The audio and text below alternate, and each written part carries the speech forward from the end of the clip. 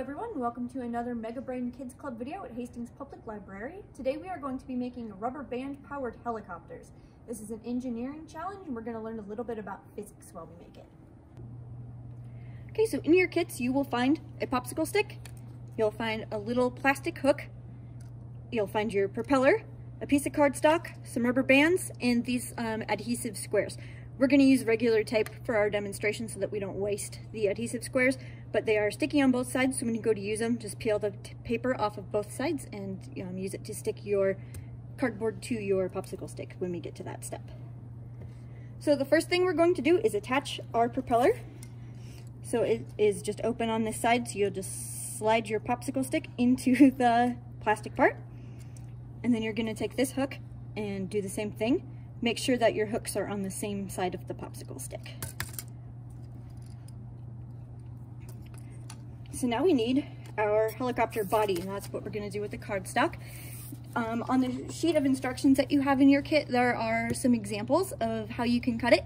I am going to just kind of cut mine into a vaguely helicopter shaped shape and see what happens. I'm going to cut mine in an oval and see what happens.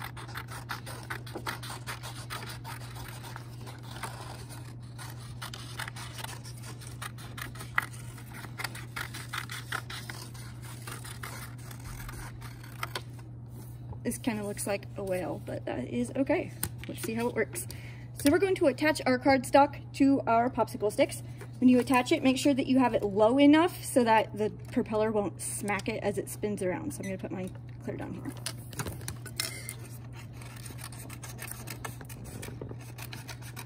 And there should be 2 pieces of cardstock in your kit in case you mess up on the first one.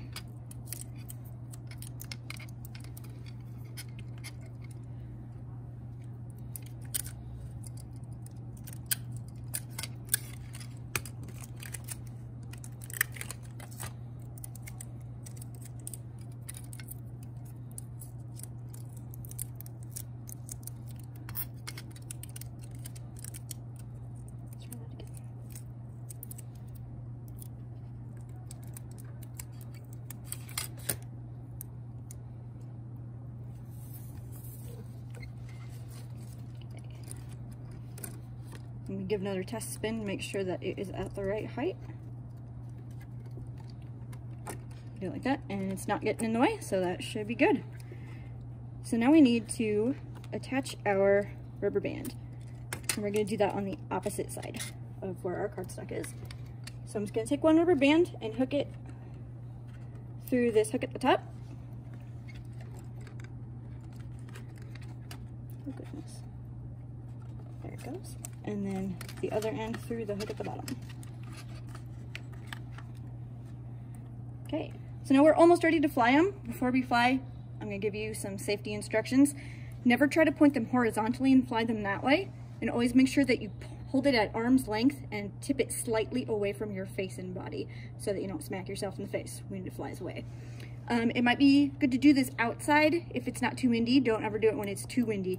But right now we're going to use this space in the library that has a really high ceiling so that we don't damage anything.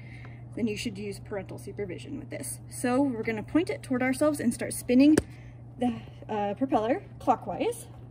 And you can see the way it starts to coil up. And now see it's coiling onto itself again. It's kind of double coiled, if you can see that. So you're going to do that until it's double coiled all the way down the length of your rubber band. And there's a photo of this also in your instructions if it's hard to see on the video. I'm going to do mine a little bit, even more than that.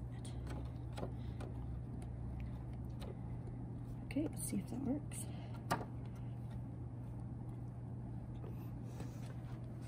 Okay, so we're going to try to fly them. It might not work at first, but there are some things that you can do to make it work better. So first you need to let go of the helicopter propeller first and then the bottom stick just right after another. So you can say lift off if that helps you to remember. So you can lift off. Lift off. Okay, so those kind of worked. So you notice that Taylor's didn't get very high up.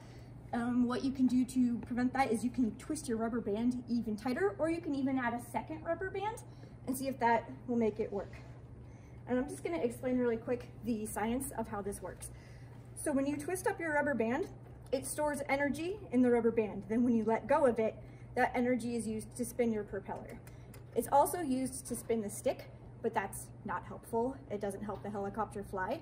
So that's why we have our paper, our cardstock on there. So what that does is create drag, which is the resistance that happens when it goes through the air. So that frees up more energy to spin the propeller. And as the propeller spins, it pushes air down, and that pushes the propeller up. That's Isaac Newton's third law of motion. It says for every action, there is an equal and opposite reaction. So air goes down, the propeller gets pushed up. That's the opposite. And the more the propeller spins, the more it's going to get lift. That's the equal part. So if you can divert more of the energy to your propeller, you'll get higher lift. And so that's why the shape of your cardstock is really important. You might think that a bigger piece of cardstock would create more drag, and that is true, but it also adds more weight. So you kind of have to be careful about how you shape it. And there are some examples on the sheet, again, of which ones work better. I know there's a red one and an orange one that work a little, that are listed as good ones. And there's also in your kit a helicopter shape. So if you want to, you can cut that out and trace it onto your cardstock and try that. But I really encourage you to try to use your own shape first and see what you can do.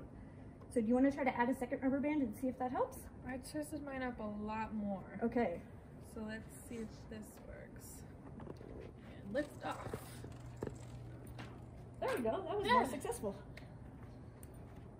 So, thank you for watching. And if you make your own helicopter, we'd really like to see how it goes. So thanks for watching.